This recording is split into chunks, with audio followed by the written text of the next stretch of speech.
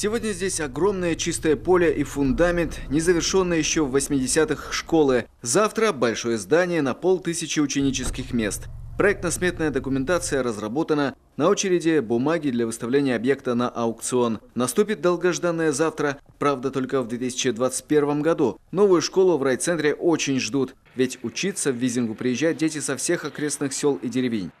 Подобрана площадка строительная. Здесь будет размещен у нас стадион для игры в большой футбол, который сегодня также отсутствует на территории района. Вот надеемся, что по завершению проекта у нас начнется большой футбол в Визинге.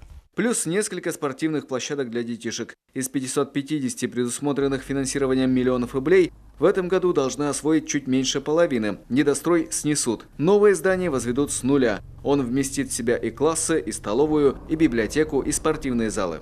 Планируем все-таки поставить пеллетную котельную, но в перспективе, если у нас появится газ, тоже, чтобы была возможность перевода именно этой котельной и на газ природный. То есть сама школа не будет зависеть от центральной котельной? Да, сегодня ситуация такая, что да, здесь будет отдельная котельная на этот объект.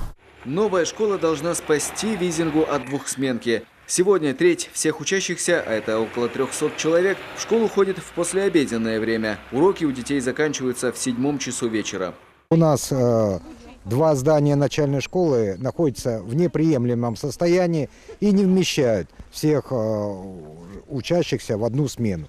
Уже начиная с 3 класса у нас дети ходят во 2-ю смену, учатся. И неудобно, и эта численность с каждым годом растет, потому что детей у нас прибавляется с каждым годом, увеличится количество учащихся. При таком раскладе в следующем учебном году переводить на 2-ю смену собираются и старшие классы. Так что на новое здание здесь большие надежды. Константин Куратов, Любовь Филиппова, Олег Юшков, телеканал Юрган.